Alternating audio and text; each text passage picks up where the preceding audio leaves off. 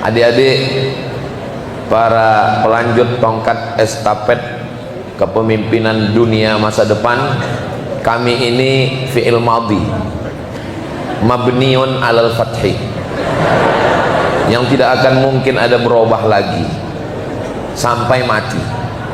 Doroba masuk huruf apapun tetap doroba, tapi kalian adalah fi'il mudhari, future and present, present future. Maka kalian bisa jadi fi'il jazam, jadi mansub bisa. Kalian dimasuki huruf lam, lam tahdur, masuk fi'il lan, huruf lan tahdura. Kalian bisa berubah jadi apapun. Maka ketika kami sudah menjadi masa lalu, maka kami ingin, mungkin ketika saya bilang kami, Ustadz Syihab bilang mungkin lo kali. Mudah-mudahan kita selalu bersama dalam kebaikan insyaallah. Amin ya rabbal alamin. Yang mau saya sampaikan pada kesempatan yang baik dan mulia ini, satu hadis Rasulullah sallallahu alaihi wasallam yang disebutkan oleh Imam Muslim Ibnul Hajjaj Al-Qushairi An-Naisaburi, meninggal tahun 261 Hijrah, dalam kitabnya yang dikenal dengan Sahih Muslim, dan beliau meriwayatkannya disebut dalam Sahih Muslim karena di dalam kitab itu kitab Al-Jami', karena di dalamnya ada akidah, di dalamnya ada fiqih, di dalamnya ada akhlak, maka disebut dengan Al-Jami'. Disebut dengan Al-Musnad karena di dalamnya bersanad, bersilsilah sampai kepada Rasulullah sallallahu alaihi wasallam. Disebut dengan As-Sahih karena di dalamnya tidak ada hadis yang dhaif, karena semuanya hadis sahih. Disebut dengan Al-Mukhtasar karena dia ringkasan, karena mereka mengumpulkan hadis diringkas, itulah dia menjadi Sahih Muslim. Kita ahlu sunnah wal jamaah mengenal kutubus sittah, mudah mengingat kutubus sittah, jurusnya 2, 4. Yang 2 Sahih Bukhari, Sahih Muslim. Yang 4 awal Ibnu, awal Abu, akhir Ibnu. Abu Dawud, Nasai, Tirmidzi, Ibni Majah. Abu, Ibnu, karena memang Abu lebih awal daripada Ibnu. Abu Dawud, Nasai, Tirmidzi, Ibni Majah. Adapun kita sebagai ahlu sunnah wal jamaah, maka mengambil referensi hadis kita dari kitab-kitab yang mu'tabar ini. Imam Muslim meriwayatkan, kata Nabi sallallahu alaihi wasallam, iqra'ul qur'ana fa innahu ya'ti yaumal qiyamati syafi'an li ashabih. Pertama, kata iqra'u dalam bahasa Arab ada 2 kata. Pertama qara'a yaqra'u qira'atan, yang kedua tala yatlu tilawatan. Bahasa Indonesia dua-duanya podo sami mawon, membaca. Tapi dalam bahasa Arab beda. Ketika digunakan kata tala yatlu, itu khusus untuk wahyu, utslu ma uhiya ilaika min rabbik. Tapi ketika digunakan iqra, maka dia untuk umum, untuk wahyu dan bukan wahyu. Makanya untuk lomba baca Quran tidak disebut musabaqah qiraatil Quran, tapi musabaqah tilawatil Quran. Tapi untuk baca kitab kuning tidak digunakan musabaqah tilawatil kutub, tapi musabaqah qiraatil kutub. Karena memang tilawah hanya untuk wahyu, sedangkan qiraah umum. Makanya Allah menurunkan firman yang pertama tidak utslu, tapi yang turun pertama adalah iqra, membaca dengan bacaan. Mestinya bunyi kalimat ini utslu al-Quran, karena Al-Quran adalah wahyu, tapi Allah menggunakan pada awal kalimatnya adalah iqra'ul Quran, baca Al-Quran. Kenapa tidak serasi, tidak sejalan? Mestinya Al-Quran wahyu dibaca dengan utslu, tapi kenapa digunakan kata iqra'u? Karena Rasul sallallahu alaihi wasallam ingin kita membaca Al-Quran dengan pembacaan umum sesuai dengan background yang ada pada diri pembacanya. Kebetulan misalnya saya seorang ahli matematik, walaupun ya nggak kelihatan seperti orang matematik. Salasami'ati wasdadu tis'a, 3 300 lebih 9. Kenapa mesti ada kata wazdadu tis'a? Karena ternyata hitungan syamsiah dengan qamariyah, Januari, Februari, Maret dengan Muharram, Safar, itu setiap tahunnya berlebih 11 hari. 11 hari itu kalau dihitung dalam 300 tahun, maka dia menjadi 9 tahun kelebihan. Maka saya kalau ditanya orang, Ustadz umurnya berapa? Mau qamariyah apa syamsiah? Kalau secara syamsiah enggak usah lah, umur ini kan bukan masalah angka kan, tapi masalah rasa. Nah, maka orang yang paham matematik dia akan membaca begitu hebatnya Al-Quran. Kalau dihitung menurut qamariyah, Muharram, Safar, maka keberadaan mereka di dalam gua itu salah sami'ati wazdadu tis'a, 309 tahun. Tapi kalau dihitung menurut hitungan bulan syamsiah Januari, Februari, maka keberadaan mereka 300 tahun.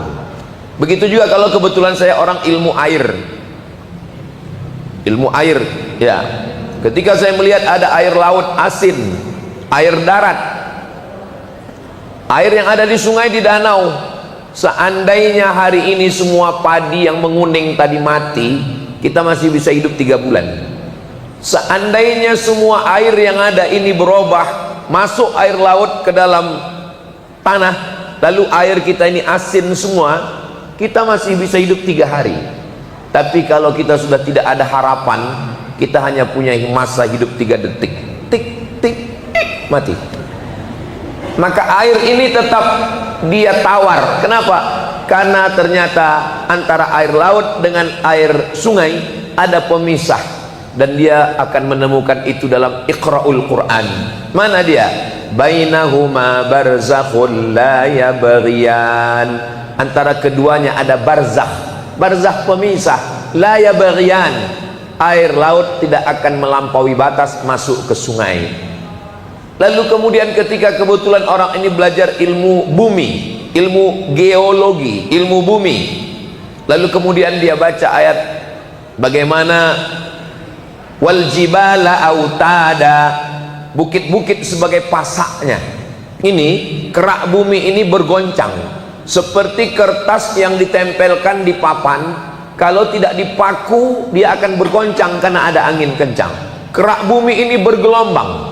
Maka supaya kerak bumi ini tidak bergelombang, maka dia ada pasaknya. Wal jibala autada, pasaknya adalah bukit-bukit. Ada gunung Bromo, ada gunung Merbabu, ada gunung Merapi. Merapi Merbabu itu tempatnya Ustadz Salim Afilah. Nanti sampai masanya gunung-gunung ini tercabut. Watakunul jibalu kal'ihnil manfush. Hebatnya lagi bahasa Al-Quran, peristiwanya bisa diwakili oleh hurufnya. Gunung-gunung yang besar itu seperti bulu kambing dihembus angin. Huruf yang mengeluarkan angin dari mulut, huruf fa. Dikumpulkan semua mahasiswa dari Indonesia, lulus 14 orang. Salah satunya dosen kami waktu di IAIN Sultan Syarif Qasim Riau. Sampai ke Sudan ngambil jurusan bahasa Arab.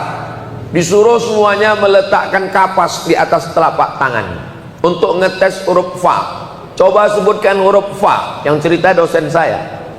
Fa semuanya salah karena anginnya berhembus, baru fa-nya, kapasnya terbang. Lalu yang betul bagaimana Ustadz? Yang betul menurut ilmu bahasa Arab adalah anginnya dulu keluar, baru huruf fa-nya keluar.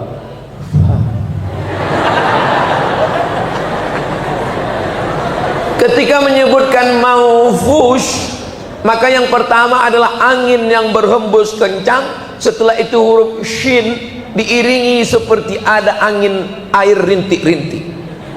Jangan dipraktekkan di wajah teman. Begitulah suasana hari kiamat, bahwa dunia ini bergoncang. Kenapa kerak bumi bergoncang? Karena gunungnya, pasaknya tercabut. Wataran nasa sukara, kau lihat manusia di atas muka bumi ini mabuk. wa ma hum bisukara, mereka tidak mabuk, walakinna azaballahi syadid, tapi azab Allah itu amat sangat mengerikan. Kenapa terjadi tsunami? Karena ternyata kerak bumi ini ada patahannya. Kebetulan antara saya dengan Habib Soleh itu ada patahan karpet. Kerak bumi di ujung Aceh itu di tengah laut ada patahan. Ketika patahannya ini bergeser, bergoncang sedikit, air laut masuk. Makanya tepian air laut banyak ikan-ikan pagi itu. Bergerak kerak bumi di tengah laut, airnya menyusut, lalu kemudian tidak lama airnya menggoncang naik ke atas. Orang Jepang menyebutnya tsunami. Tsunami artinya air yang naik ke darat. Itu baru yang muannas, tsunami. Muzakarnya Sumanto. Mohon maaf, jangan tersinggung.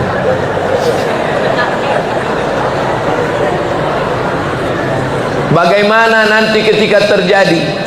Kebetulan saya adalah orang, maka seorang profesor dari ITB, Institut Teknologi Bandung, mengatakan karena terjadi gempa tsunami maka kerak bumi bergerak. Karena kerak bumi bergerak maka arah kiblat masjid bergerak. Itulah maka asal usul semua masjid ngukur arah kiblatnya. Gara-gara apa?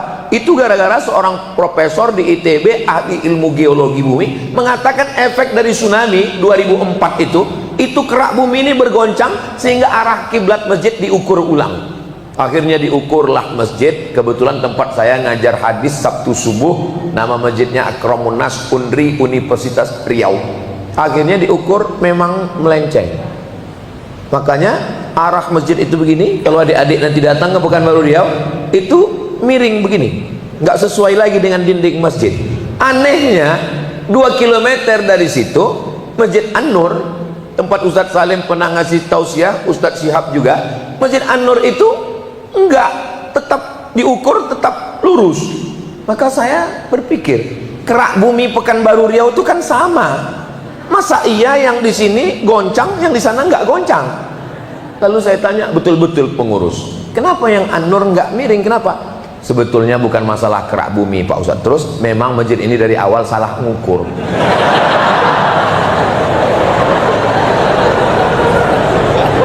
Kerak bumi. Kebetulan saya orang astronomi, ilmu perbintangan. Maka ketika membaca surat Yasin, lasyamsu yanbaghi laha an tudrikal qamar walal lailu sabiqun nahar wa kullun fi falaki yasbahun wasyamsu tajri li mustaqarrin laha dzalika taqdirul azizil alim. Asyamsu matahari, tajri, jara yajri berlari kencang. Apakah